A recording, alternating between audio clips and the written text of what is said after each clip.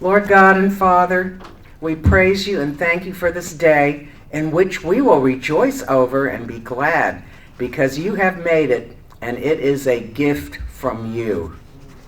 Lord God, we thank you for the most successful 100 days ever in the White House. We pray that the next 100 days would even be more successful. We thank you and praise you for a praying president. We thank you that he has brought public prayer back to the White House. I pray, Lord God, that the Republican Party would follow his example and become a praying party, not just at major events, Lord, but at every event. As the Founding Fathers discovered, it was only through prayer that anything meaningful could be accomplished, such as the writing of our Constitution, which brought our country out of a loose confederation and into the United States of America. So, Lord God, we ask your Holy Spirit to hover over this meeting, guiding our thoughts and actions.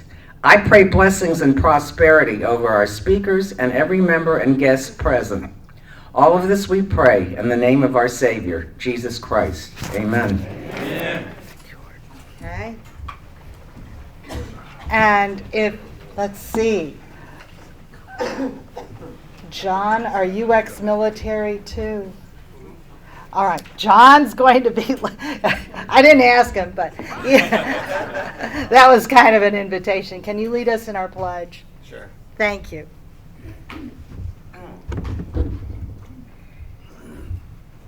I pledge allegiance to the flag of the United States of America and to the republic for which it stands, one nation, under God, indivisible, with liberty and justice for all. Thank you, John. Go Jesus. Thank you. All right. And I'm your chairman, and thank you for voting me in last time at our convention. And we want to give great thanks to the Fayette County Greater Fayette County Republican Women's Club for our wonderful breakfast. Could our breakfast people wave at us? Come on out of the kitchen. Thank you. Good job. And do we have any first-time guests here? Please stand up.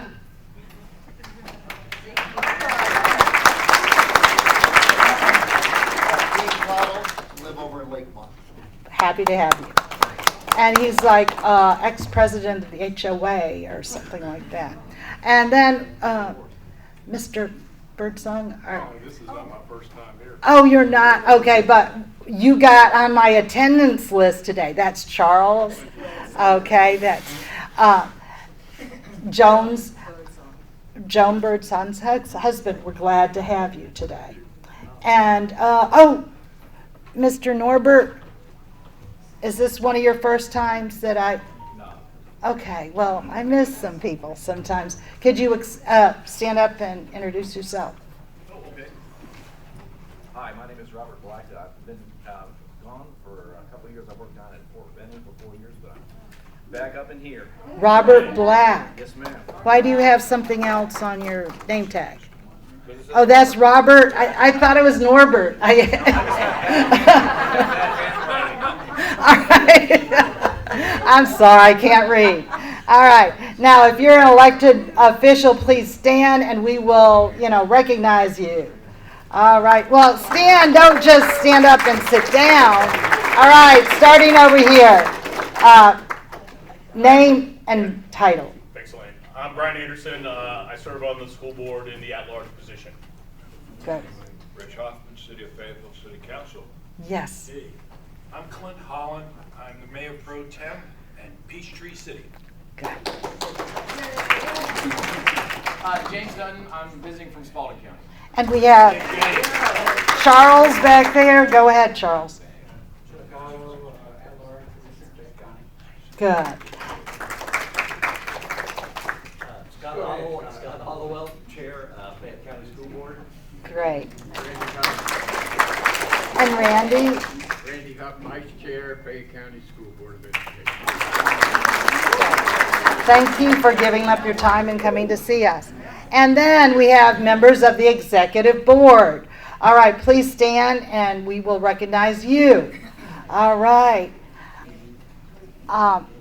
Angela. I'm Angela Bean, First Vice Chair of the Republican Party Executive Board. Kathy Boggs, Secretary of the Executive Board. I'm the Treasurer of the Executive Board. And the Oregano immediate past chair. Nancy Holland, Second Vice Chair. Andrew Rose, I'm the third vice chair. One of the reasons the Fayette County Republican Party is thriving and growing is I'm surrounded by people that are much smarter than me. We just have a wealth of talented, intelligent, educated, common sense people here. And they're all willing to give of their time and their talent. So we're really happy for that. So let me see. You know I'm challenged by the clicker. Oh, save the day. We're having, is this right or wrong? This right? Okay, October 3rd, we might have a fundraising event. We're hoping to have a fundraising event. It might be a big splash, one that we haven't had in the past. So, and Bert Miner is the guy who's sharing his time and talents with us on that. You're welcome. So, all right. Now, we have a lot of different events. We have the first Tuesday prayer group, and I should have, you did, okay. You're good? Okay. And that's led by Jane Owens. And they had a very successful, Jane and Ann put together a very successful National Day of Prayer with wonderful speakers. Many people attended it. Okay. Greater Fayette Republican Women's Club, Tuesday, May the 20th.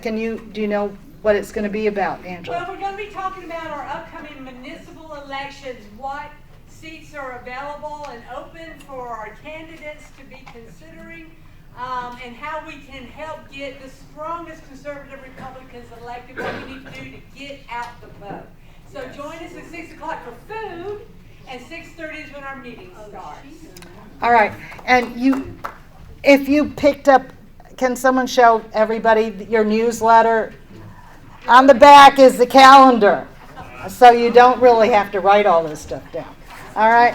And the Fayette Republican Men's Club, Joseph Smith, what's going to be? We're going to learn about the sheriff and how the sheriff came to be. And he comes to us as a constitutional officer who stands between us and all the rest of government. Good. Are you presenting or you have a presenter? We have a video from our presenter. Okay, thank you. Yes. All right. And we have guest speakers here today that we're really happy to have, and we have Angela Bean coming up doing her first vice chair duties. So nice to have you here. Enjoy our speakers.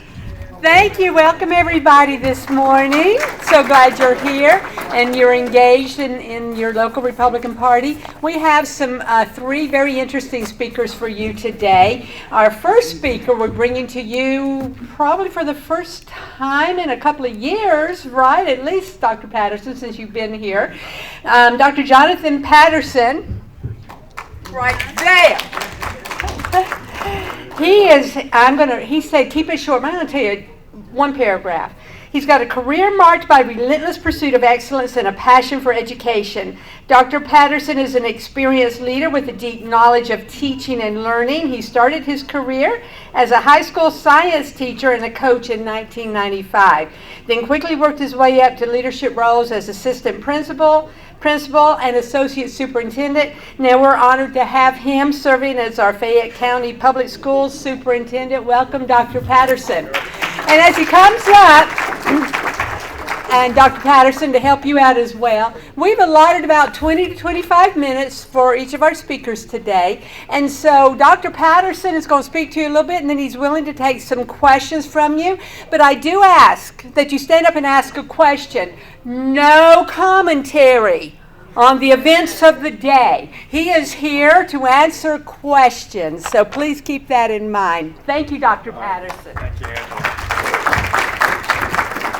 Well, good morning, and thank you so much for that introduction and the prayer this morning, as well as the hospitality this morning. So you're looking at one of the luckiest superintendents in the country. I am a lucky man. Raise the mic. Okay. I am a lucky man. Very, very lucky. Fayette County is one of the best school systems in America. And Fayette County as a whole, it's a reflection of the community that we serve. And so this doesn't happen by accident. It's a partnership between all of us and our community, and the students that we serve, the families that we serve. And so I am one lucky guy. I tell people all the time I've probably got one of the best superintendent jobs in America. So that's how fortunate we are. So let me tell you a little bit about myself. I am born and raised here in North Atlanta. My parents were trained as educators but went into furniture business, and so I grew up at the furniture store every day, and I know what it's like to have to pay payroll and to pay taxes and all of those things. So I'm very lucky and fortunate to have good parents who are still with us today. And they taught me a lot, and I was blessed to, to have really good folks who got me a good education, and so I'm really blessed to have that happen here.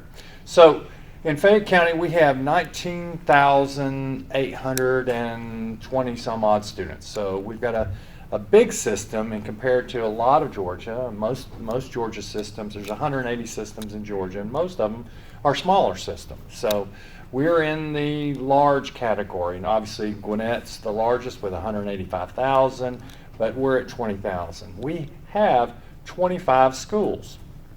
That is a good thing and a challenging thing. So many years ago, the decision was made to build smaller schools, have more schools, but on average, our elementary schools range from about 500 to 550, with our smallest around 420, with our largest around 850, which is at Kettering. Our middle schools are around 920 to right at 1,300. So our middle schools are somewhat small as well, and then our high schools are around 1,100 to 1,700, which our largest is McIntosh. So that's a little bit about the schools and a little bit about where we're at. We've done very, very well for a long time, and this is, let me tell you the reason why I believe. One, we've got a dedicated community who believes in public education. Let me say that again. We've got a dedicated community who believes in public education. So you got this relationship between the community and the parents, the expectations they have, and our performance. And so we've got to keep the expectations high for our schools and our community. And that starts by having a great Board of Education. You've got to have, thank you all of you who stood up, who are elected officials, but I think the most important elected officials in a community is the Board of Education and Sheriff. So the Board of Education is really, really important. They set the tone, they set the stage for what we get to do as a school system. And let me tell you what we like to do in the school system. We like to teach kids their curriculum. Okay, we like to teach the kids how to read as they get older, how to annotate, how to use logic to understand what is the author saying, and how to do math, how to do advanced math. So getting students prepared for their future and not mine per se. I graduated high school, and the highest math I took was Algebra 2. Well, that's not really going to get it anymore if you want an advanced degree or a STEM field or so on and so forth. So we've got to prepare our students for careers that are very challenging, probably multiple careers that they're going to have. So it's a real challenging business, but it's so much fun because I get to see kids flourish every day. The foundation of our school system goes back into our board and our millage rate that we're able to pay teachers and attract teachers to stay. The secret to success in our school system is to have stability at the board and at the leadership level, but most importantly, it's the teacher level too. So you've got to have teachers in classes across the system that are very skilled in what they do, because it is a tough job to teach school. It's not easy. Not easy. Those of you taught Sunday school, I mean, you've got pretty good participation, but some of those people can be challenging too, right?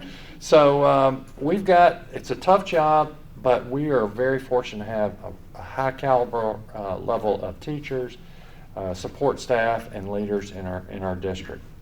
As I close, I want to go over a couple things that have happened over the last year that I think are especially noteworthy. We are the third best school system in Georgia. Wow. We are the 10th best county to live in the United States. 10th best county to live in. We're the 11th best county to live for families in the United States. And we're the 12th best county out of all the counties in the United States for public schools in the U.S. So we are doing really well. Our graduation rate is strong. It's a couple of little things that I just update you on. We're excited about some of the things we're doing, but last week we had a job fair for juniors and seniors in high school. And it warmed my heart. I went over, this was at the old Booth Middle School, and so we had current juniors and seniors. And they came in and they dressed up and they tried to get a summer job. And their mamas and daddies were so proud. We wouldn't let them go back and interview with the people, so they were kind of stunned that they weren't able to go back to interview with the candidates. But that's a whole nother session here. But we were really proud of those kids getting jobs this summer. There's a lot to learn from getting a job in the summer, and maybe not even liking your boss. That's something to learn too. So, but those are some of the things that we're really excited about as a system. I'm really proud to be here. I'm really proud of our Board of Education and what they do and what they allow us to do. We're able to stay focused on the main thing. What's the main thing in Fayette County schools? Teaching and learning, with an emphasis on learning. So we want kids to learn. Hopefully I didn't go over my 5 or 10 minutes of speaking, and I'll open it up for any questions that you might have. Yes, ma'am.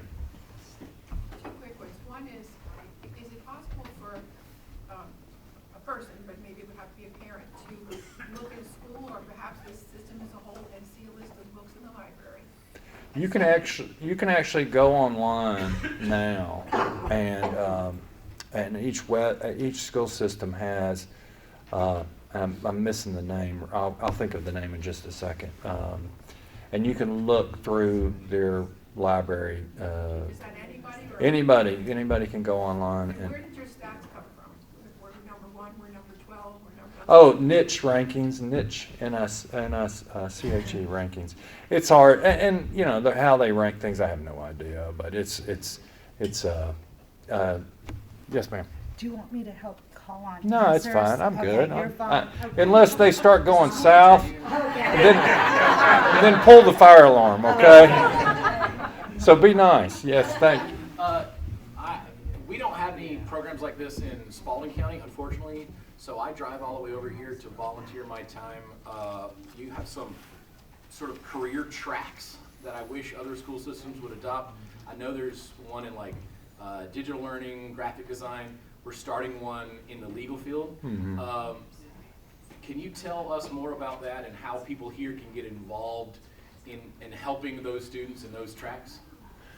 That's a deep question. That is a deep question. Okay, so I knew I'd get this question, and there's not a short answer to this question. All right, first of all, our career and technical education programs, we have them in all 5 of our high schools, and we also have one that's centralized for the district that we transport students from all 5 high schools to, because with 20,000 students, that sounds like a lot of students, but we just do not have the numbers of students to make all of these tracks work consistently. Because if you can think about it, if I've got a very popular program in my school, and we have another program in another school, that's going to draw students. It's going to draw. And our most popular programs in Fayette County in terms of career and technical education are our healthcare systems, really, and engineering. That's where the most of our students are really interested and excited about. Those fields are good and really solid pretty much all the way around. We have niche programs, like we have automotive at Whitewater, automotive at Fayette County High School. Those are actually not growing very well. And there's a lot of reasons for that, probably more, but about 95% of our families want their students to go to college. Why? College pays. I mean, on the aggregate, college pays. In each one of those CTE programs, to get to your exact question, answer it, is that each program has an advisory team. That's where you can get involved. The other thing that you can do is we have 250 students that are trying to do work-based learning. And that is a wonderful program, but we don't have enough jobs for them. So we need entrepreneurs to take a chance on a kid, mentor a kid, say, yes, you can come in and work here. Mr. Anderson's done this time and time again, and he'll tell you about the benefits of hiring some of these kids to come in and work. They're really smart kids. So that would be two things that I would say. Yes, ma'am. I know we talk about college, yes. I think everybody, I know I wanted all three of mine to go to college, and they did. But I had a child that learned differently. Mm-hmm. He was dyslexic. What are you doing for those kids who truly are bright, but they just learn differently? And my son, who is dyslexic, went to GCSU, got a college degree, Yeah. and a master's. Well, that's a good question. But what do you do for those people? First of all, I think we've got to know our core business. Okay? We can't be everything to everybody. So we've got to teach kids to read very well. So that starts it. In kindergarten and first and second grade is where we've got to do an exemplary job of teaching kids to read. Because everything is based on that skill.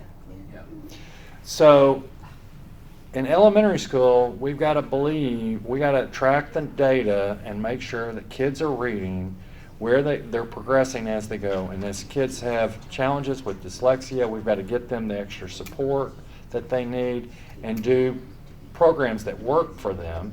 And so I'm really proud that our kindergarten, first grade teachers are tackling that. It is a stubborn statistic about the number of kids who aren't reading by third grade. So it's really a challenging job. So when we say we got to do these things inside the box, well, is throughout each grade level, there are kids that are going to struggle, and that we've got to find the right things for that kid to keep them engaged and have them learn. Keep them engaged and have them learn. So there's a lot to that question. Why did you mention special needs? I think is what you might. Yeah, each kid. So we have to have a stair-step approach to treating kids. Some kids need very, very little, but other kids are going to need more support. And so the cost per child is an average because some kids don't need as much support, and their class sizes can be higher, and other kids are going to need more support. And so their class sizes need to be smaller. And so as a whole, to be able to have a large enough school to be able to support all of those students is a challenge for us. I'm sorry. Maybe I do need you to help me, because I don't know who raised their hand. Yeah. Yeah, thank you. Yes, sir.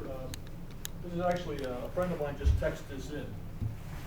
And he'd like to ask, what controls are in place to get rid of PEI and make sure teachers are not pushing it into the classrooms? Well, I appreciate the question. I want to answer it really directly. We're not, like I mentioned earlier, we're trying to teach the curriculum. We're not involved. We don't want to be involved in DEI. We don't want to get involved in any of that stuff. Like I try to be like, we're all about teaching the curriculum. And when people get offside of that, that's the anchor. So I got to bring people, like, let's just say you have an agenda and you want us to bring X, Y, and Z here. I say no to that because our job is to teach the curriculum.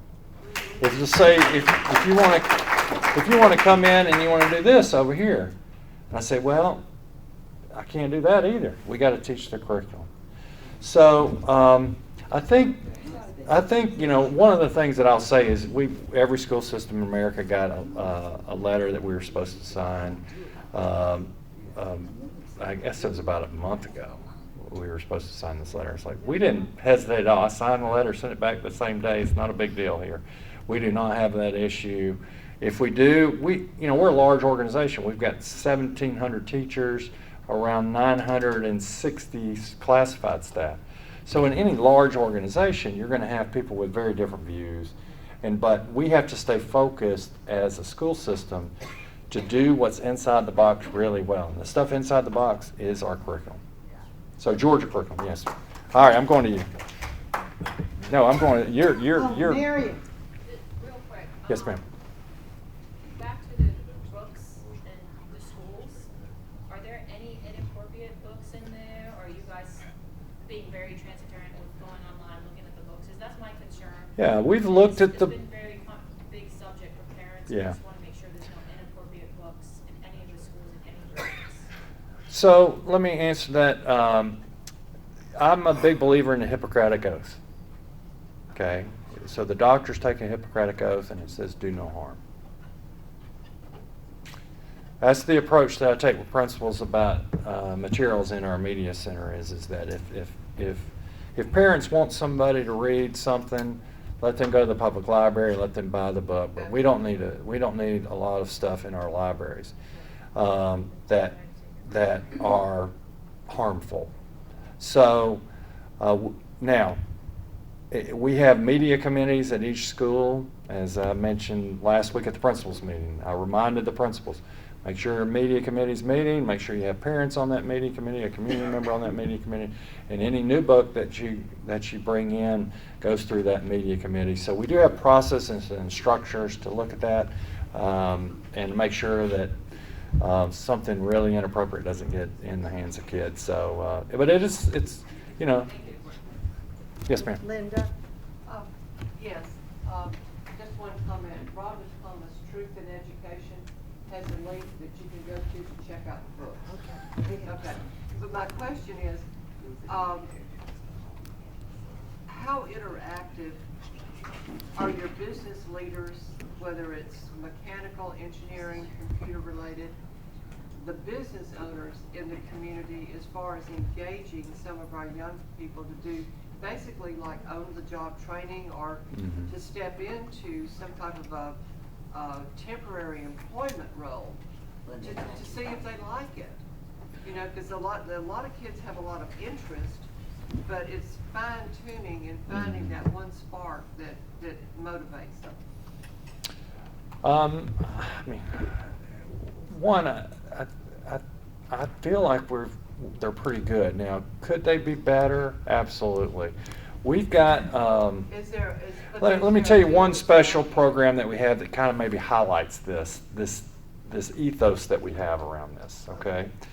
We have started an entrepreneurship center at the old Booth Middle School. We have, those of you who remember middle schools, you have a little pod there. We took one pod and we created an incubator. Now the school systems partnered with the Fayette Development Authority as well as the Technical College to do this. But the reason why we did that is that I've tried to start an entrepreneurship center for high school students before, and it's not been very good. So Mr. Anderson and others were really instrumental in us thinking about this, is how do we partner with other entrepreneurs who are going through this with our students so that they can be successful and have this mentorship right there. This is a part of our ethos, is that whatever we're doing for students, we want to make sure that they have that mentoring from an adult who's gone through it. Because being an entrepreneur, those of you who've been in here, it's a lonely job. You don't know what you don't know. And so our kids have got some of the best ideas out there in terms of starting businesses, but they can fail quickly if they don't have the right partnership. So we've got businesses that are there. We have programming The CEOs come in and they'll offer programming for both the adult entrepreneurs as well as the kid entrepreneurs. And it's just part of what we've got to do. We can't be separate from the community, which is a theme, y'all, which is a theme. Our schools belong to the community. And so the community, without the community support, we don't have a really good school system. So there's a trend that we're in America against this.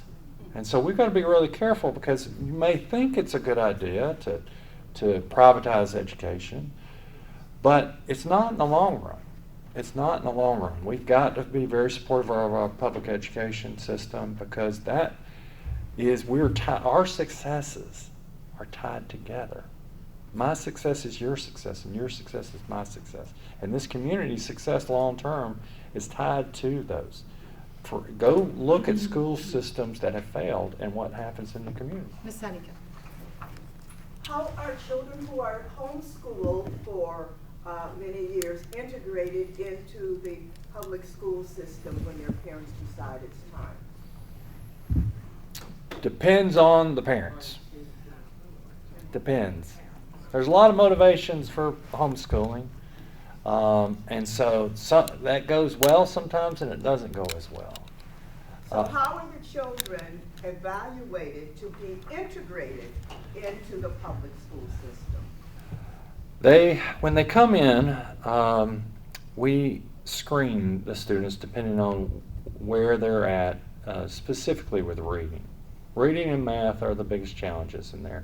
You screen them with tools to see what grade level their math and English proficiency is. That can go well. That can also be a challenge, and so we're going to need to. So, for instance, let's just say you're behind. You're coming in 7th grade, but you're reading at a 3rd grade level. Okay. Well, we can't stop the 7th grade curriculum and say we're going to teach 3rd through 6th grade curriculum in 6 weeks, and we're going to get you up to speed. So we've got to balance this plate of teaching the 7th grade curriculum and filling in these gaps here of the 3rd, 4th, and 5th grade curriculum so that they can be successful on the 7th grade curriculum. But you're not going to have a student be successful on a 7th grade curriculum or 8th grade curriculum or 9th grade curriculum unless they're taught at that 7th, 8th, and 9th grade curriculum. So that just doesn't work. So we have to do a lot. So that we have to take away their specials or their electives, and we have to put them in another English class, or we have to double up their math. So it's a challenge. And homeschooling, those of you who've tried that, it's hard. It is hard. It's hard. Like, this teaching is it's not easy. Like, and so, it's that decision to homeschool is a big one, because you're only in 3rd grade once, right? Okay, Cheryl Wally. And she actually has kids in our school system. Yes. Yes. Thanks. I'm sorry. Good to see you again. Meetings for so long. We have softball Monday nights. My question is, we've come from another state, and I know loving hearing states, but my oldest went through school readiness evaluation at the age of 4. And they did basic, and the basic testing indicated she needed additional testing. They took 2 hours, multiple professionals, to figure out where my daughter needed assistance. So when she started kindergarten, she already had an IEP in place. Mm-hmm. And when now my other 2 started in Georgia, I'm not aware of any school evaluations that are done. And piggybacking on a couple of these questions for evaluations, dyslexia, etc., is there a thought that maybe we could do more formal evaluations of every kindergarten student or pre-K student coming in? Okay, good question. There's a bigger piece that is at play here for the community that I get, because you asked that question. I'm not going to answer that question until a little later. But preschool is a big deal. And we're not seeing as many students come to kindergarten having had preschool. That is a big deal. And there's a movement called soft parenting. And that means is that there are a lot of kids these days are not getting told no, and they've got screens in front of them. And so we've got a big challenge with a lot of our students coming into kindergarten with behavior. So there's some kindergartners out there in our system, and I know how many there are. they can tear up a room pretty quickly. So we do need a lot of preschool stuff going on, whether it's church, whether it's, but they've got to have some social pieces too. We do have, to answer your question specifically, we do have babies can't wait up to up to 3 years old, and then they come to us and we actually serve 3-year-olds and 4-year-olds in our preschools here in the county. The problem with that is to find those kids.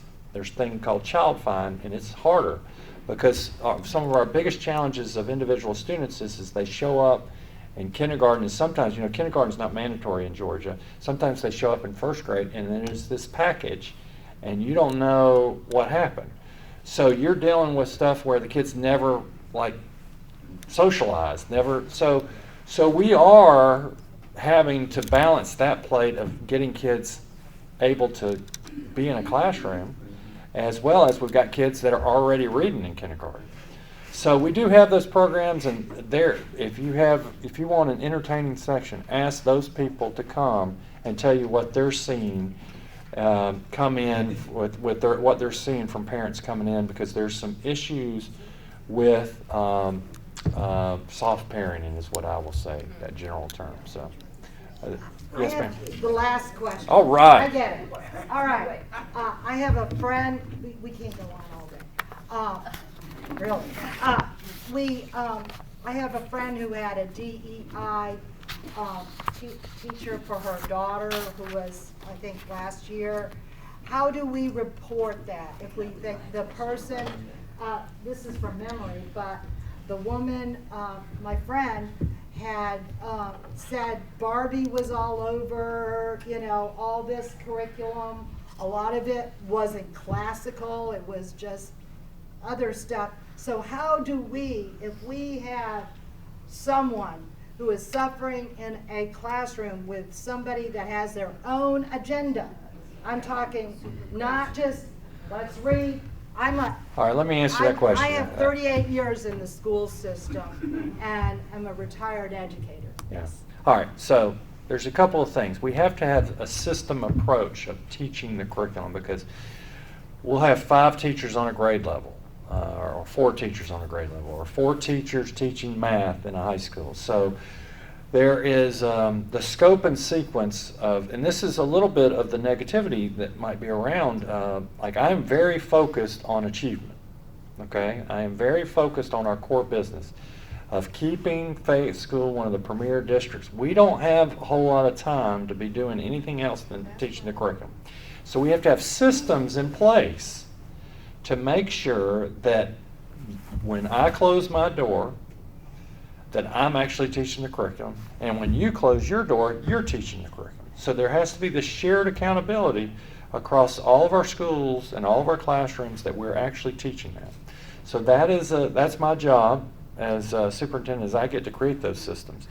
But to answer your direct question is that you can always contact me, or contact your board member, contact then what we're going to do is we're going to talk to that principal and say, have you been in, and so on and so forth. And things can happen, sure. In any classroom, things can happen.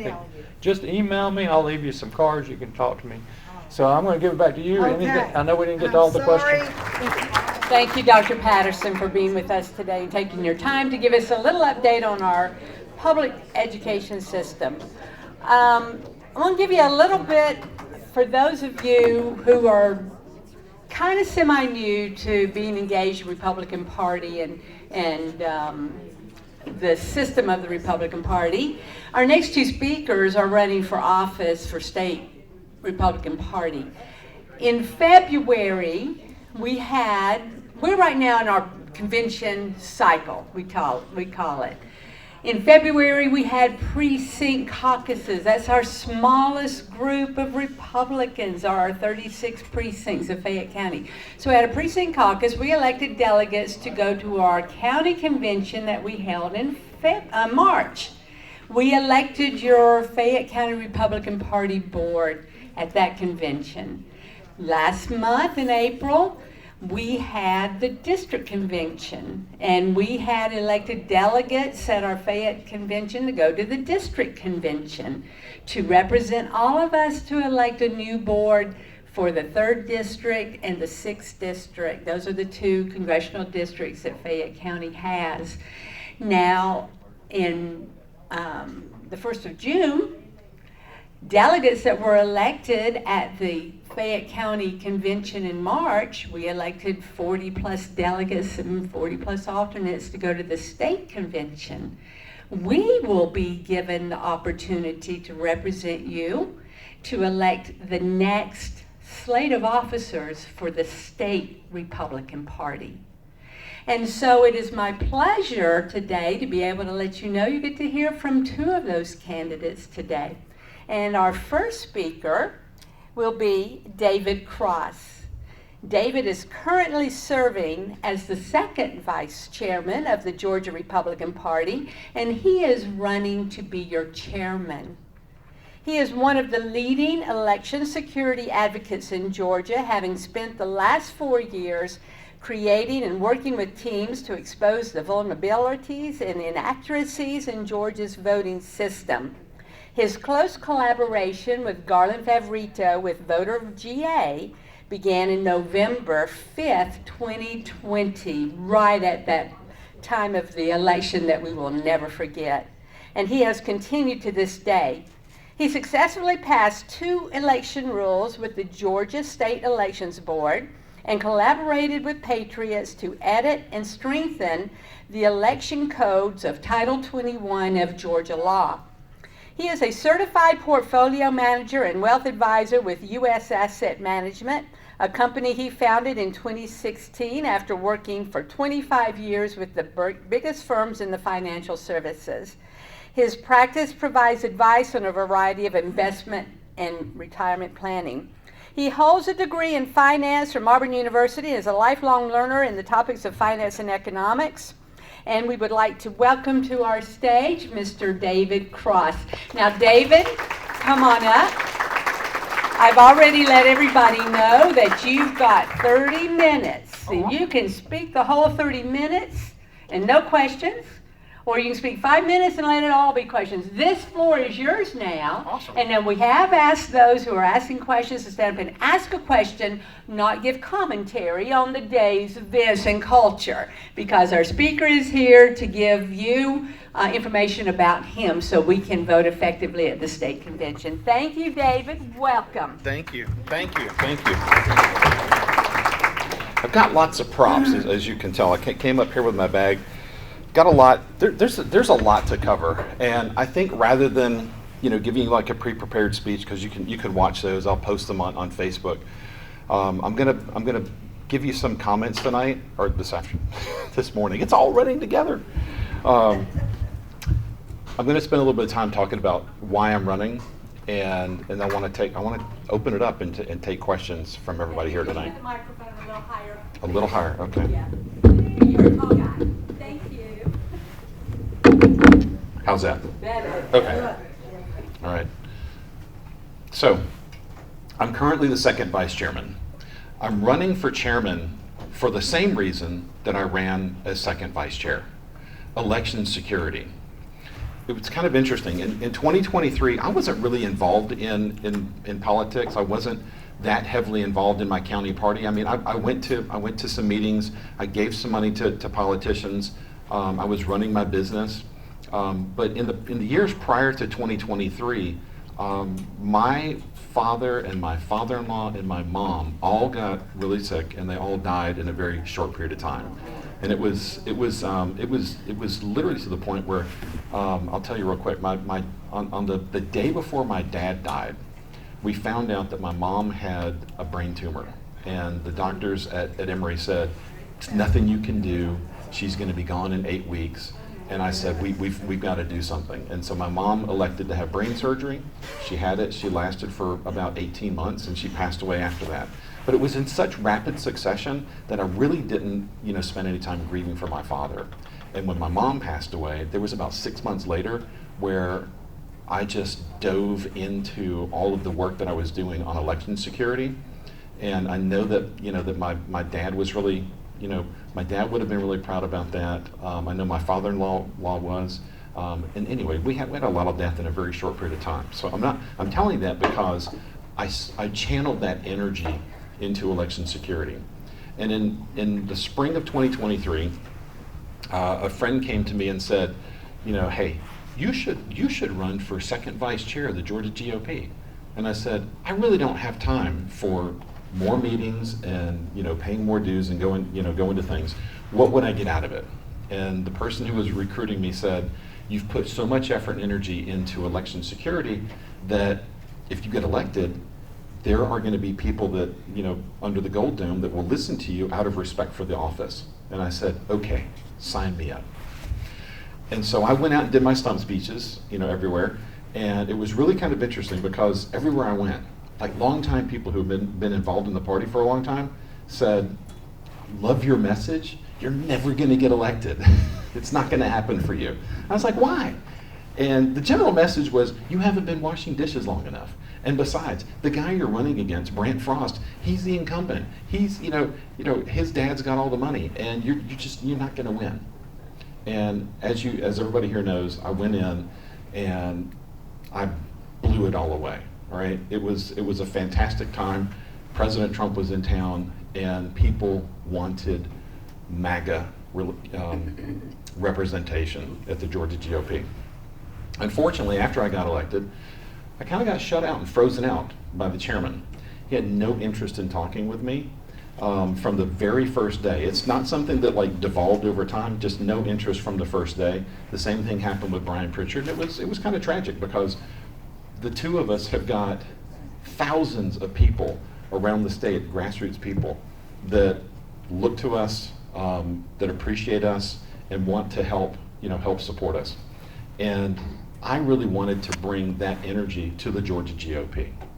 So I'm running right now also because, really for the same reason that President Trump ran in 2016.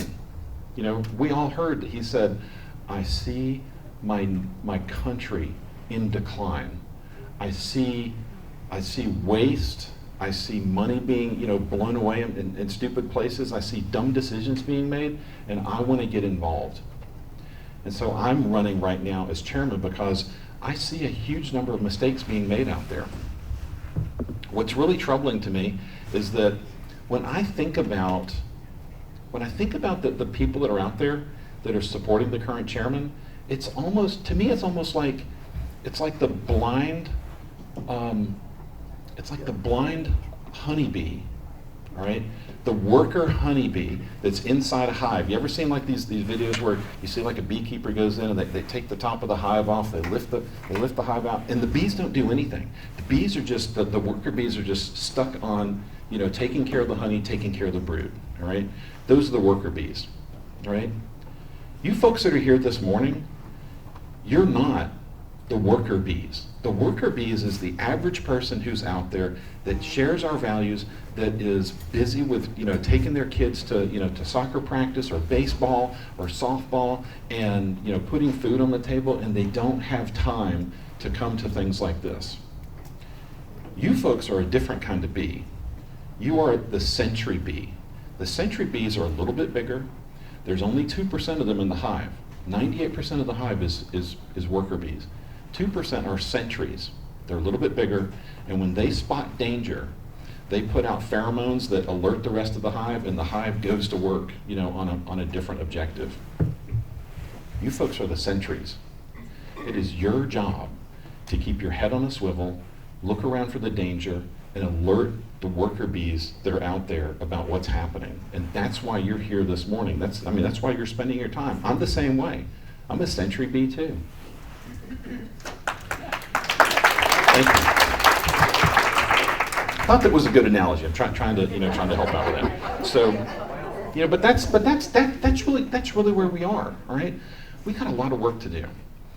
How many people here went to the Frost candidate roast last night? Okay, it was a roast. All right, it was a total setup. It was ridiculous. They gave me some questions that I can't possibly answer. Josh knew the questions ahead of time. I had some spies here in the room that sent me one of the questions ahead of time, that knew that one of them was coming, and Katie was up there lying to everybody and saying, I'm sorry. Listen, That is a long the question about my credentials, absolutely. I got that question a week in advance. Okay, I was prepared for it. All right, and Katie got up there and said, "Oh, these are the questions we got from the people in the audience." That's BS. We know that. Okay, all right. So, Denise, you can be upset if you want to, but that's the truth. We were really. Listen. I'm not a liar. I tell the truth. No one got the information from you because nobody had it. Denise, I got the question myself. I got the question myself. David, you shared that question with me 2 weeks before the last night. Yes, I did. I knew it was coming. It's not a lie, Denise. Goodbye. Tell me what Josh's tell me what his shoes taste like. There's a lot of bootlickers that are out there. One of them just left the room. All right, so hey, listen, I'm trying to be fair. You folks don't understand that I am attacked every single day. All right, I'm attacked every single day by a man who is using the company credit card to charge personal items. All right, we found $479 charged 5 times to his personal gym. All right, and he came out and he said, "Oh, I'm going to reimburse the party." We haven't seen that yet.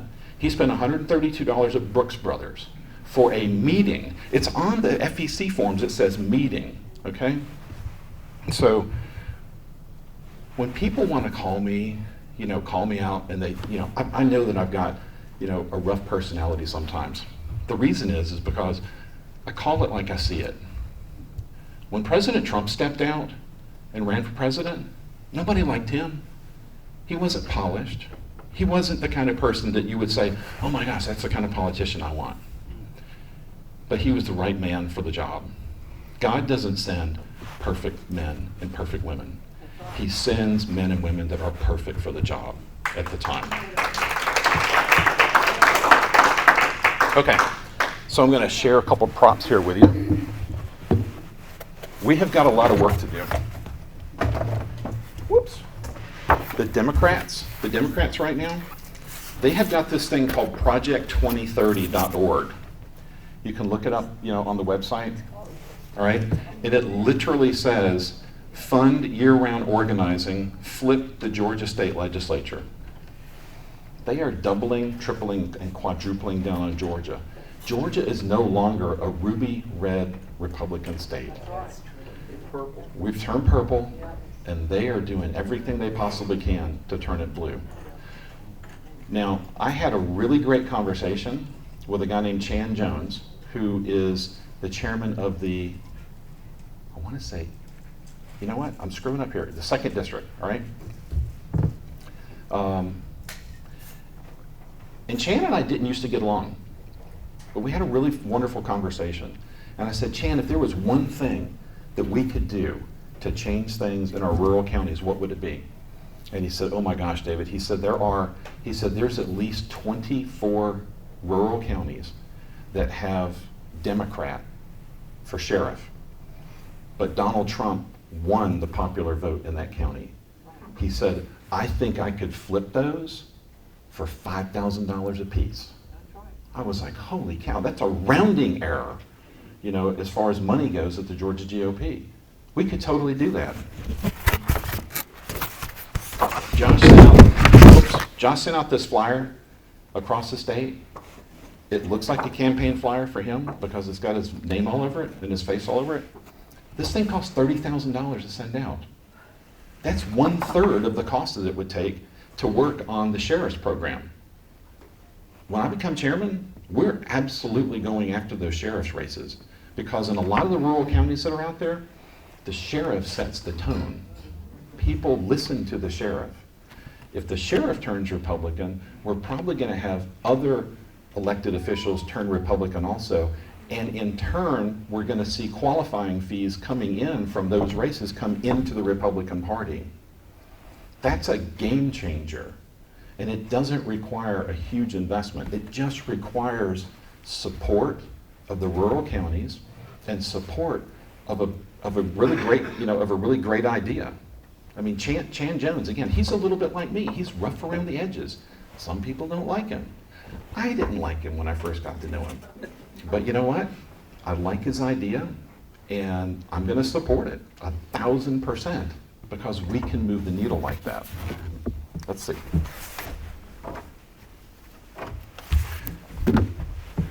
What else are we going to do? Oh, there's so much to do. One of the things I've been accused of, wanting to tear down the party, and that's not the case. I mean, if I wanted to tear down the party, why would I have a 20-page plan of all the things and all the initiatives that I want to do, right? We always hear the story about it's time to bring in young Republicans, right? All right, so I was in Jackson County a few weeks ago, and there's a husband and wife that were there, and they said their daughter really wants to get involved. She wants to participate, and she wants to go to the state convention, but they don't have the funds to pay for her. And I said, you know what, I'll sponsor her, all right? And that's part of my promise that when I become chairman, I want to have a scholarship fund for young Republicans.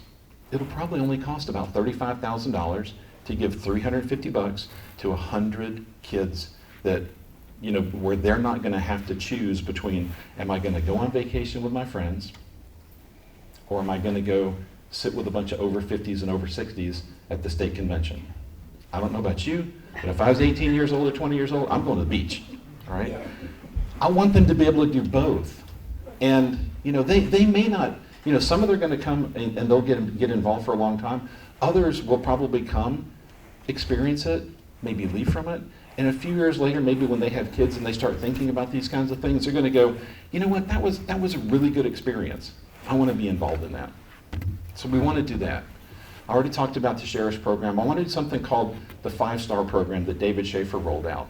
And for some reason, the current chairman just, overlooked it. The 5-star program gives guidance and guidelines to all the counties across the state, depending upon the different sizes and population, about what it takes to be relevant and successful. You get points for, having a meeting space like this. This is beautiful. You get points for having social media interaction. You get points for doing different things. And at the end of the year, there's awards that go out.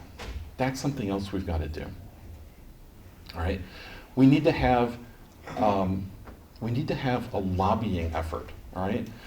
Across the state. I've been down to the Georgia Dome. I don't even know how many times. But when I go down there, and I'm down there sometimes with Charlene, I'll come across people that they'll come down there and they'll ask me, what can I do? How can I be involved? And I think a perfect outlet for that is to put together maybe 20, 25 people that want to be able to go down there and help lobby our legislators on the important legislative agendas and the different rules that we want to push. We could easily train them with videos. We could, give them sign cards and that kind of thing, or talking point cards so that when they're down there, they can have relevant conversations with folks. Because right now we have one lobbyist, and he has to split his time between us and his other clients. If we had 20 or 25 people down there, we would absolutely get it done. House Bill 397 was our opportunity to get more election reform and to be able to get paper ballots, and it failed. We didn't get anything passed, as far as legislation goes this year. The chairman sent out his legislative agenda 22 days after the legislative session had started. All right, that's not leadership. You're supposed to have that legislative agenda put together months in advance. You're supposed to have conversations with the people that are going to be going down there and lobbying for it, not sending it out as an afterthought. That's not that just doesn't work.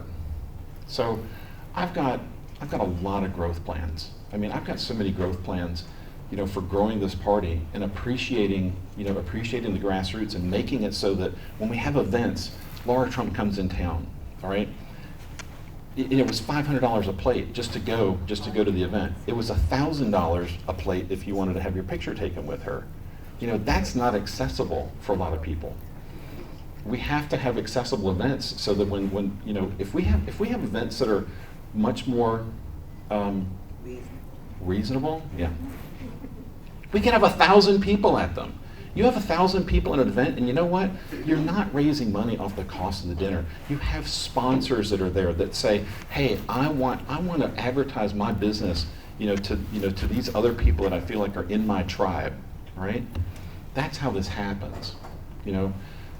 Again, there's there's so many opportunities for growth and for what we need to do at the Georgia GOP that I can't get into them, all in. It'd take me like 3 hours to chat with you about it.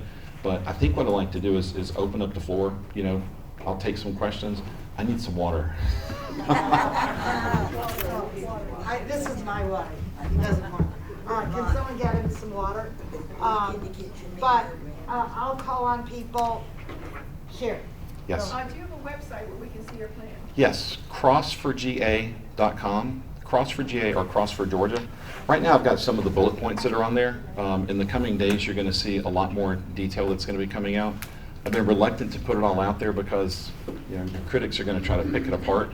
But the reality is that we've got a lot of work to do. Linda, we got two Lindas. Linda Ellis and then Linda me. All right, two Lindas in the house. So I was there last night. I don't know who else was there, but I don't care what side you're on, David or Josh, but I found it, I was very disappointed that Katie, that Brad Barnes, whatever his name is, from Floyd County, go on and endorse Josh on stage. I don't know the rules. I'm just a little, I have no idea what the rules are, but that is just downright wrong. Yes. Okay, no statements. We're going to do questions. Thank you. Linda. Meg. David, every time, I think for the last several years, every time I go to the Capitol to lobby, I always run into you. You're there. Your campaign to doge the Georgia GOP, that is long overdue. Okay. This is not my sign. These came from Jackson County. I thought it was wonderful. Okay. But, and I'd like to support you and ask other people to support this effort as well. How many times do we say donate money to the Georgia GOP? In 2024, the Freedom Index rated the Georgia Republicans in their General Assembly a score of 40 out of 100 points. That's how weak they were. In 2025, this past session, that score is expected to go down to 30 out of a potential one. This past General Assembly was a disaster. And our money goes to support that with especially here in our district. If you look at the ratings for Josh Bonner, David Jenkins, Matt Brass, Lynn Smith, Matthias, the legislators who represent us, their scores are horrible. And thank you for doging the Georgia GOP and being willing to take a stand. Okay, so there wasn't a question there. It was a little bit of a statement. But what I am going to tell you is that when I become chairman, one of the things that we're going to do is we are going to do an audit. We've got to figure out where the money's going to. We have to find out what's happened.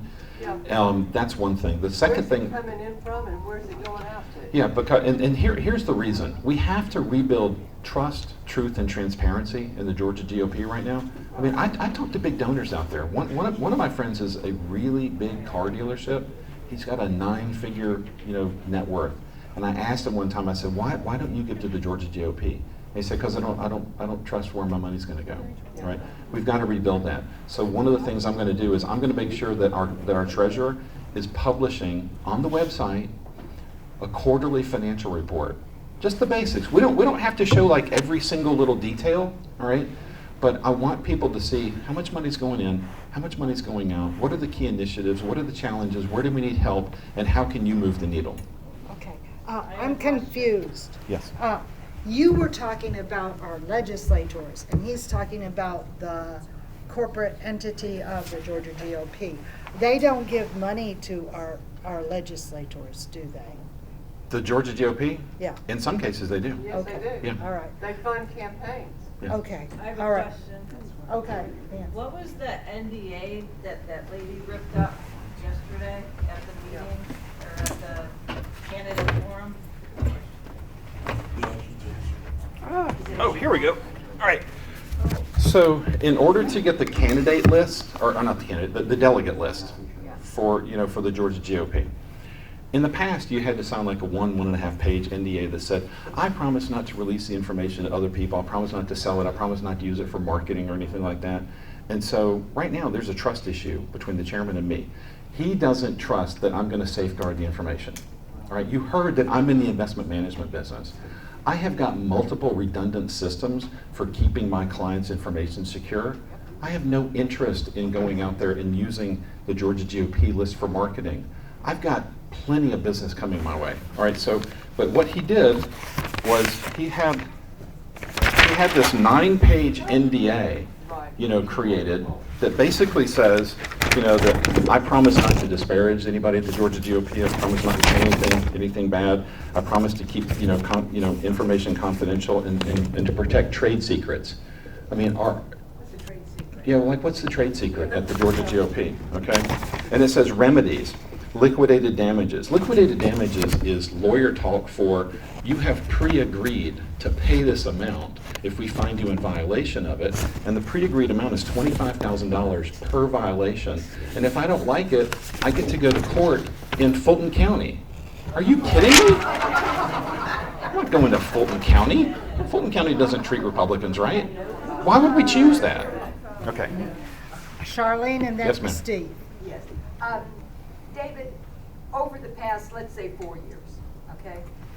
We know 2020 was a fiasco. That's when I got involved, you got involved, et cetera. But what we're thinking is that our state GOP should be in business to get Republicans elected. Correct. And I think, what are the statistics about, I know we're concerned in our legislature about the decreasing numbers, where we used to have an XYZ number of majority in both houses. What are those numbers now? Because they've gone down since. Yes, here's the thing. In the last 5 years, the numbers are diminishing. Right? When you hear the words, "We returned a majority," to the state house, that is code for we didn't win any additional races. Okay, or we didn't lose enough to lose the majority. I mean, it's word salad. I'm not going to do that to you. I'm going to just give you the numbers and say, we won this, we lost that, we have problems, on what we're dealing with. Like one of the biggest issues we have right now is there are 5 House seats that were within a 1.5% to 2% margin. If I was a Democrat, I would go spend gobs of money in those places because that's where you're going to move the needle. If you're a Democrat, we have to stop that. Okay, Steve. Hi, David. Thank you for showing up today. I'm going to do a statement first and follow my question. Okay.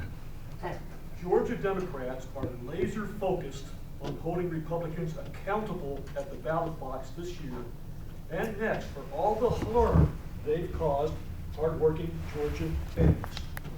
That's on the home page of the Democrat Party of Fayette County website. They're at war with us, the way I interpret it. Right. In their website, they also had a graph showing over a 30-year period, and we went from 70% Republican to 30% Democrat to almost 50-50 this last election. And on their website, they say on 3 November 2026, we will become a blue state. Blue County, I'm sorry. Blue County. So I guarantee you the funds and all that are going to go to try to turn us. And they may possibly well. If you follow statistics, statistically, they're right. So, we're one of the few counties that swung to the left in 2024. What can the Georgia GOP do specifically for Fayette County to keep us red? Okay, so it literally comes down to education and data.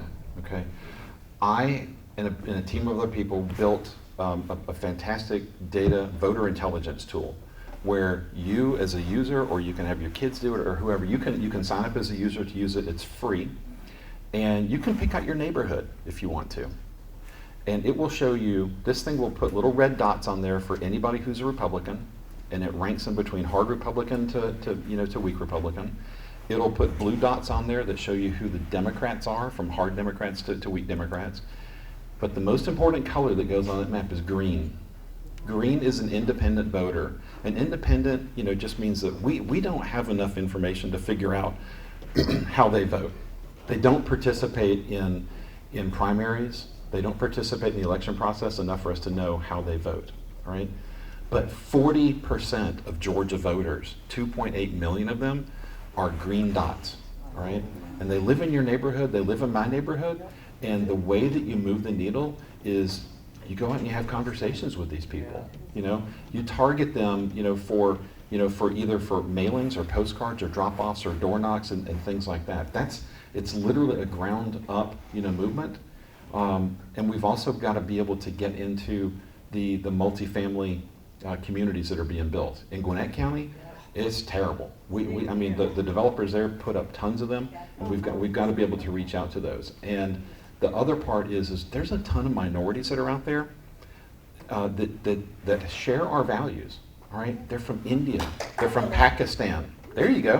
They're black. They're everywhere, and they are. I come across some of these people, and they are rabid Trump fans, and they want to know how they can get involved. Up where I live, there's a group of 20 of them that meet every month, and they're from Pakistan and India. All right, and I get together with them, and they're like, David, tell me who to write a check to.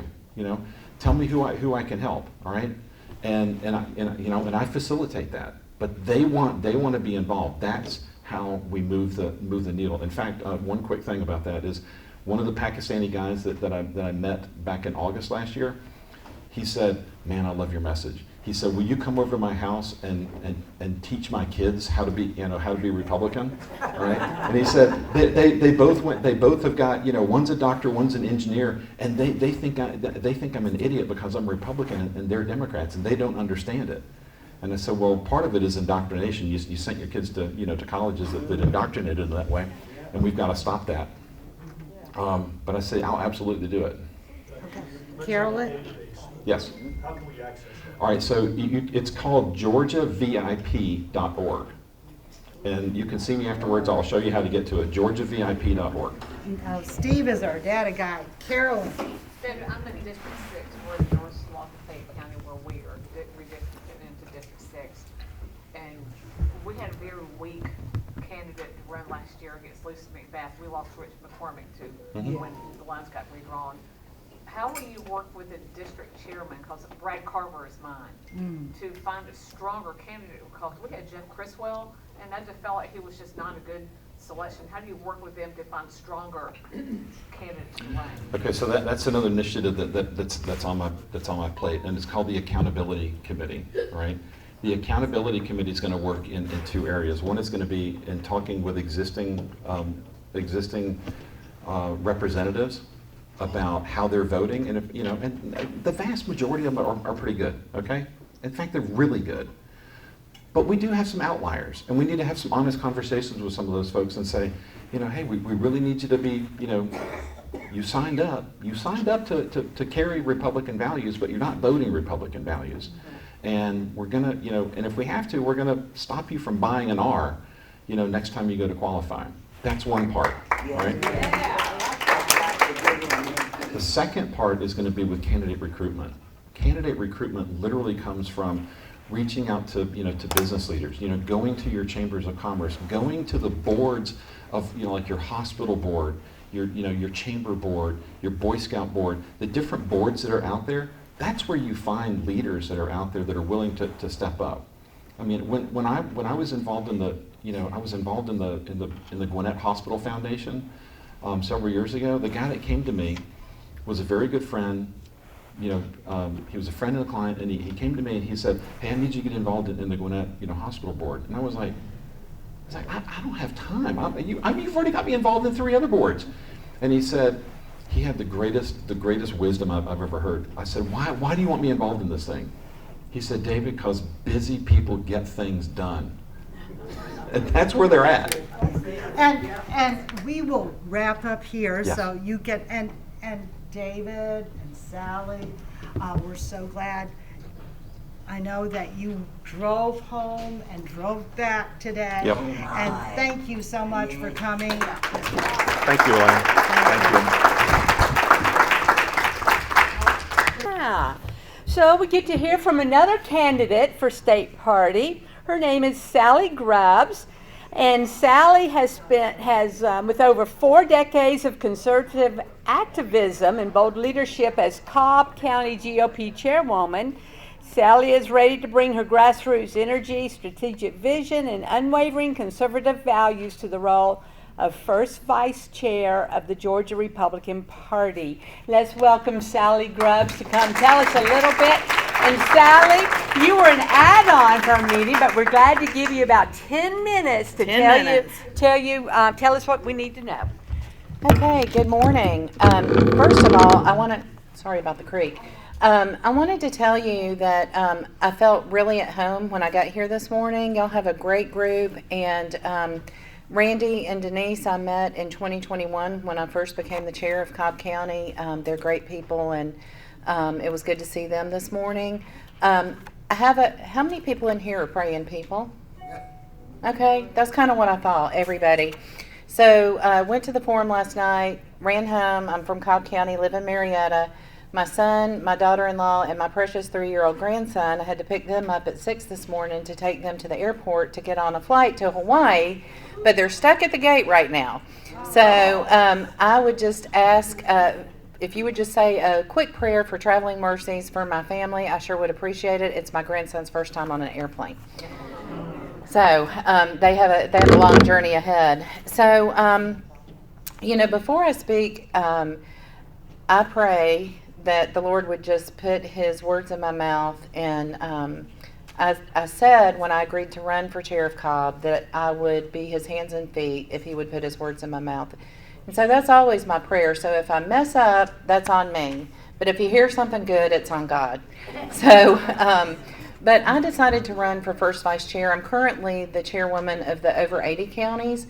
So in Georgia, out of 159 counties, we have 32 that have over 80,000 in population. And so that's one of the reasons I got to know Elaine so well, and I would like to just give you a big hand for all your hard work and for being elected. I love you very much, and I've had the blessing and honor to work with Elaine as the chairwoman of the over 80 counties because the 32 counties make up about 70% of the vote in the state of Georgia.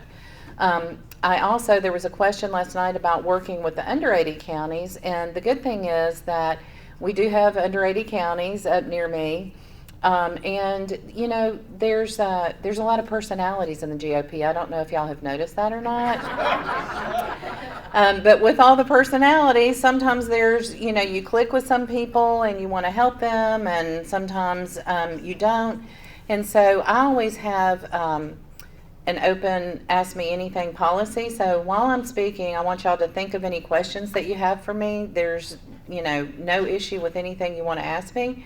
So I'd ask that you please do that.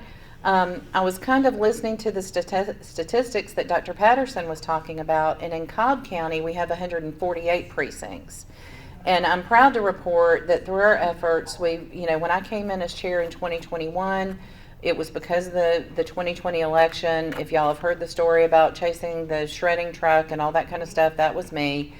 With a friend of mine, we were Thelma and Louise trying to, because we thought that the FBI would come, that they would, want to examine the bits and see, validate and all that kind of stuff. But that didn't happen. Called 911, the whole 9 yards. It's actually all written about in a book that a reporter did. And it's called Finish What We Started. His name is Isaac Arnsdorf, and he started with ProPublica. He's at the WAPO now. Not that I associate much with WAPO reporters, but he actually did a good job in the book because it's all based on the precinct strategy. So I want to bring it down to the precinct strategy because that is how you save your counties, to be honest. You have got to be the ambassadors to go out there and to get your neighbors involved, and when they move into your neighborhood, take them a cake or a box of cookies and share those conservative values. So we have been very effective. There's controversy that in Cobb it turned blue under my tenure, which it did not turn blue under my tenure. It started going blue in 2016 actually. And in 2020, when they stole the election, that was the nail in the coffin. We held on to the school board. So protect your school board. When I was listening to Dr. Patterson, I was thinking about some of the great things that he has to say. And Cobb County Schools is actually our largest employer. And, that's what they all go after. So when he was going down the list of, the great things about Fayette County, you're almost giving people a checklist of the things to attack. Attack your schools, attack your zoning, attack your, how much multifamily housing you have coming into play. But that's what they did to us in Cobb. It was a deliberate attack to take over the county, and that's what happened in 2020. So the good news is we have made progress. We were able to stop the MSPLOST, where they were going to add a 30-year 3% tax on. So taxing not only my son, but my grandson and his children. It's crazy. So we were able to get that stopped. So we've had some incremental wins, which has been a good thing. But as far as my position in being the over 80 chair, we did not have previous communication between the counties, and that's critical. When we saw things in elections that were happening in Cobb or Fulton or Gwinnett, because there was a lot going on in Gwinnett in 2020, when we see those things, is the same thing happening in Lowndes County, or is the same thing happening in Chatham County? So for the first time, we do have a good network of the chairs of the counties communicating with each other and being able to provide insight into what's going on with our elections, what's going on with voter rolls. And for the first time, we do have rules for our over 80 caucus, so I'll be leaving the caucus in good shape. But as far as running for first vice chair, if you look at my card on the back, I have the initiatives on the back. Number one is grassroots. I know everybody got tired of hearing that word last night, but it really is the key to everything. And then a strong Georgia GOP helps make Georgia stronger. If we don't have a strong GOP, we have a weak Georgia. As you heard when Linda was going through the statistics and things like that of the voting index, we do need to hold our legislators accountable. We need to be sure that they understand what we want to see done. Then election integrity, it goes without saying, that's a huge thing for me. Ms. Charlene's seen me down there and presenting rules before the state election board. I actually have a couple of those rules that are now incorporated into House Bill 397, if we can ever get that passed, which I'm sure we will. But there is a lot going on that I feel like we need to finish what we started. And from the time President Trump got elected, we only had about 18 months to help get things done, because then we have midterms. We're all concerned about the Ossoff election, and that needs to be our main focus. We have got to get rid of him. We have got to fire Ossoff, and we have got to hit the ground running on that. But also, it comes down into your communities as well. And so I want to be that liaison and that tie from the grassroots, from the local parties to the state party, to be sure that you get what you need to effectuate the plans that you have for your communities. Another thing is I was actually asked to be part of the nationwide election integrity program for the RNC, so I did that with Senator David Perdue. And also for Georgia, I was a statewide poll watcher for the 2024 election. In my home county of Cobb, we filled every single poll watcher position for early voting and for day of voting in Cobb County out of 148, precincts. So that was a major accomplishment. But I want to tell y'all that just because President Trump is the president doesn't mean that we can take our eye off the ball. That's right. And we have got to stay focused on the future and what has to be done. And now's not the time to disengage. Now's the time to push the ball further and push the ball harder. And so I just want to help people do that. And so I am a servant leader. I do believe in putting you all first. So any questions? Oh, can I pick the people? Charlene, go ahead. How does the state party get involved in who gets to run for the Republican person who's running for governor or secretary of state? I mean, sometimes it feels like to the rest of us that it's preordained. Somebody in the sky is picking these people, and we the people, sure, we have to march for the Republicans, but if they're not who we think are working for us, I have a hard time voting for them. I'm not gonna vote for a Democrat, but it's hard to turn it out. How does they get selected? So I'll be honest with you and tell you that I agree with your perception. Now, I don't know that there is a selection. I can tell you that the state party doesn't really have anything to do with selecting who runs. The state party is there to help get Republicans elected. When in 2021, as soon as I was elected, we had a special election for House District 34 when Reeves is his last name. I can't believe I forgot his first name, but and that's how memorable it was. Bert Reeves. Because he's one that I went and begged for calling the legislature into session to have a special session over the election, and was told no. And so I beat the doors down of the legislators for that. So I feel your pain. It's not always like who we would like to see run. In Cobb County, we had a fantastic man, Gary Chafee, step up for House District 35. And that, if it's not like a solid red district, sometimes they just won't run. And then the solid red people that run, it is like preordained. Unfortunately, what I'm going to tell you, you're not going to like, but it's the truth, the Chamber of Commerce is selecting a lot of these candidates. It has nothing to do with the party or with the county party. It has to do with the Chamber of Commerce, and then they have these PACs and they fund people to run. And I can tell you for a fact in Cobb County that has happened more times. And then we choose a candidate that is America first, that's Georgia first, that we want to see run, but guess what? We don't have any PAC money. I mean, I've thought about myself just starting a PAC just so that we can raise the money to fund the candidates we want to see. Yeah. So I highly suggest if you've got any rich friends, start a PAC and do what Governor Kemp has done, which I think is wrong, by the way, as far as banking all that money to run the campaign. So, Thank you. Sherry. Yeah, I'm wondering how difficult it is to change big pieces in Georgia. I don't know who controls these things, because in Connecticut, the party makes the slate. We make the slate, so we pick people, and then people primary, and we're out of the primary, just like here. So you're telling me the Chamber of Commerce has the power that ought to belong to the Democrat and Republican parties? So you're talking about a caucus system to do it by caucus, and Josh talked about that some last night. Because I have it. First thing is we have got to close the primaries. Yes. Oh, yeah. That is an absolute must. We have to close the primaries, because if we don't close the primaries, I mean, that's how Brad Raffensperger won again.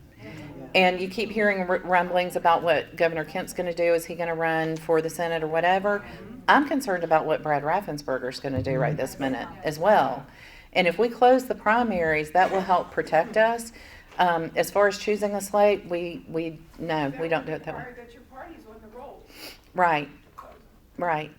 Anybody else? Well, let me give a little testimonial. We have so many great candidates, but I have worked with Sally for the last 2 years because I was a new chairman, and I didn't realize you were kind of new yourself, but had you talked to politicians before? So I've helped work on campaigns, but I didn't formally come into I was a member of the GOP, but it was the 2020 election that pushed me over the edge, that said, if not now, when? If not me, who? Definitely. So that's what got me involved. I think a lot of us got involved then. But I know that Sally, being my over 80 chairman, whenever I had a question, she was prompt to answer and very gracious to do so. So we have an abundance of great people to vote for, and thank you for coming down and meeting us, because we appreciate everybody who has come to see us. And you now know that I'm a speech junkie. I'm not a very good speaker myself, but I do speak from my heart. And I think you can tell when somebody's scripted or kind of phony or what. You can figure it out. But this is kind of a hobby, because I love hearing everybody speak and how they convey themselves. So, do y'all like speakers too? Yeah, that's why you come. And Bring a friend next time. Try to stay longer. I fully expected all our seats to be filled today, and I'm kind of disappointed they aren't. And let me see, I think I might have to do something. Oh, this is my closing remarks. And I know that there's a big division right now in the Georgia GOP. And I hope that after our convention in Dalton, we can all come together and work together. And because together we will get more places than if we go by ourselves. So thank you for coming. Thanks for joining our party. And Andrew, do you have something to say? I just wanted to say one thing. I know Randy has left, but Randy was very proud of Fayette County. We had filled all of our delegate slots at the district convention, which was, we were the only county in the 3rd district. That's right. Thank you, everybody. Yes. And our Sally and David, we normally have way more people than this. I don't know what was going on today. Storm coming in. Okay. Also, we host a church tomorrow. We hope they pay their rent because we rent out our facilities.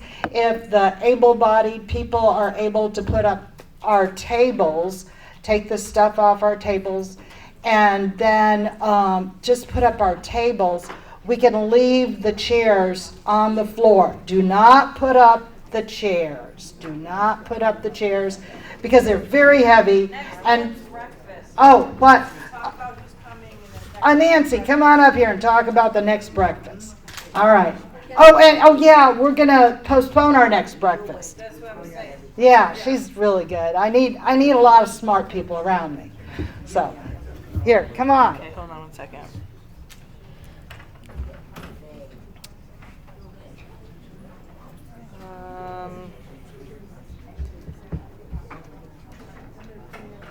Okay, our next breakfast is June 14th because of the convention. We moved it to June 14th. And we have Reagan Box, who's running for Senate, and Brad Carver. Yeah. He will be attending the breakfast as well. So we've got a couple good speakers coming, so please come back next month. We've got the women's club, the men's club meetings, so hope to see y'all around. Thank you so much, Nancy. All right, yes. Don't stack the chairs. Do not touch this chair. I think they use them for their... So save yourself a little, muscle power. Hello. Oh, wait. We got one more. I'll be quick. We got quick. Here, go ahead. So I got held up at the Cobb breakfast. It was a great crowd. So my name is Brad Barnes. I'm running for second vice chair of the state party. A little out of breath because I just ran through the parking lot. But I'm from Rome, Georgia. So that's probably best known to most of the rest of the country as the home of Marjorie Taylor Greene. We like our fighters up there. I'm also a grassroots fighter, but I can work with anyone that wants to focus on victory. A little about myself. I have a background in software and data engineering. I'm probably best known in the party for my fight against Fani Willis in 2023. She was trying to bankrupt our state party. It cost us about $3-4 million in legal fees altogether. She's trying to jail our electors and go after our president. And unfortunately, our attorney general was doing nothing. I found out in the Georgia Code, a private citizen can take action in that case, and so I did that. Because I do believe in fighting, the Democrats everywhere we can get. Okay? And so what does success look like for me in the second vice chairmanship? It looks like a victory so big in 2026. The Democrats are howling at the sky again, crying, and so demoralized that they never come after our state again and try to destroy our state. As far as the practical things that are going to get us there, we need to empower our grassroots. We need to supercharge our county parties. At the state party, we need to provide you guys with the tools and the technology you need to get that done. Something like a postcard program we're talking about doing, where We take, for depending on the county's population size, a set number of postcards that the state party will pay postage to invite people to your monthly meetings and your events in your community.